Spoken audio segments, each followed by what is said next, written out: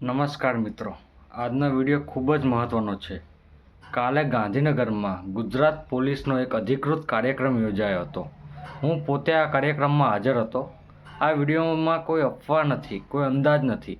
જે ત્યાં અધિકારીઓ દ્વારા કહેવામાં આવ્યું એ જ માહિતી હું તમને આપી રહ્યો છું. આ વિડીયોમાં આપણે ચાલુ એલઆરડીની ભરતી વિશે અને આગામી ભરતી બંને અંગેની મહત્ત્વની અપડેટ સમજવા જઈ રહ્યા છીએ. આ કાર્યક્રમ માનનીય મુખ્યમંત્રી શ્રી ભૂપેન્દ્રભાઈ પટેલની ઉપસ્થિતિમાં યોજાયો હતો. માનનીય નાયબ મુખ્યમંત્રી શ્રી હર્ષ સંઘવી, હોમ ડિપાર્ટમેન્ટ અને ઉચ્ચ સ્તરના પોલીસ અધિકારીઓ હાજર હતા.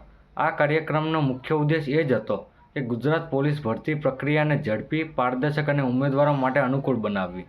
હવે સૌથી મોટી અને મહત્ત્વની અપડેટ સાંભળો.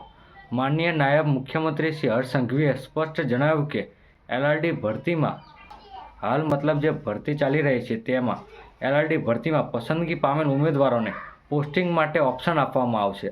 અર્થાત જ્યાં શક્ય હશે ત્યાં સુધી ઉમેદવારને તેના પોતાના જિલ્લામાં અથવા પસંદગીના જિલ્લામાં પોસ્ટિંગ આપવામાં આવશે. ગુજરાત પોલીસ ભરતીના ઇતિહાસમાં પહેલી વખત થવા જઈ રહ્યું છે તેવું હર્ષ સંઘવી સાહેબે જણાવ્યું હતું. નાયબ મુખ્યમંત્રીએ જણાવ્યું કે નવી ભરતીનું ગ્રાઉન્ડ પ્રક્રિયા જાન્યુઆરીના અંત સુધીમાં શરૂ થવાની શક્યતા છે.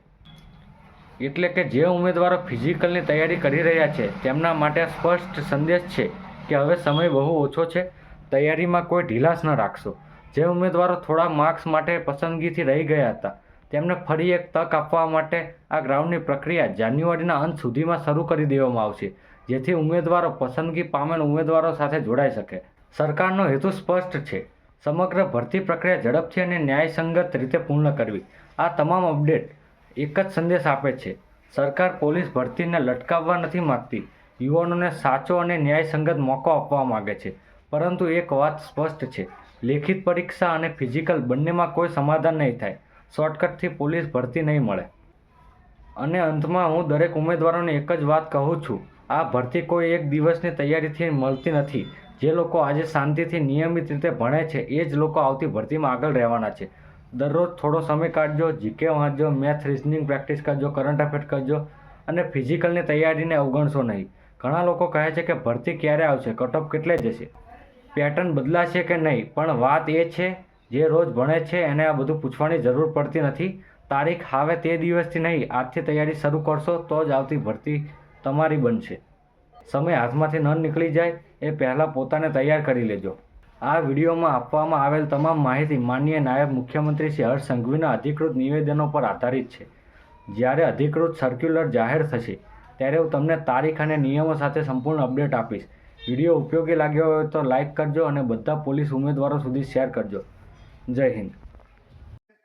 માનનીય મુખ્યમંત્રી શ્રી ભૂપેન્દ્રભાઈ પટેલનો હું આભાર માનવા માંગુ છું કે નવી ભરતીની બી પરમિશન એમને આપી અને એ ભરતીની બધી જ પ્રક્રિયાઓ ઝડપથી પૂર્ણ થાય તે માટે છેલ્લી રિવ્યુ બેઠકમાં એવું નક્કી કરવામાં આવ્યું છે કે આ બાજુ ડિસેમ્બર મહિનામાં તમને આજે એનાયત કરવામાં આવે છે અને નોકરી એનાયત કરતાની સાથે સાથે નવી ભરતીની જે દોડની પરીક્ષા છે એ જાન્યુઆરી મહિનાના અંત સુધી ચાલુ થઈ જાય, જેથી તમારી જોડે વર્ષોથી જે મિત્રો મહેનત કરે છે નાની મોટી પરીક્ષાની અંદર કંઈક ને કંઈક થોડા માર્ક્સ માટે જે રહી ગયા છે એ લોકો ઝડપથી તમારી જોડે ગુજરાત પોલીસનો અંગ બની શકે તે માટે જાન્યુઆરી મહિનાના અંતમાં દોડની પરીક્ષાની તૈયારીઓ કરતા સૌ મિત્રો વધુ ઝડપથી તૈયારીઓ ચાલુ કરી લો.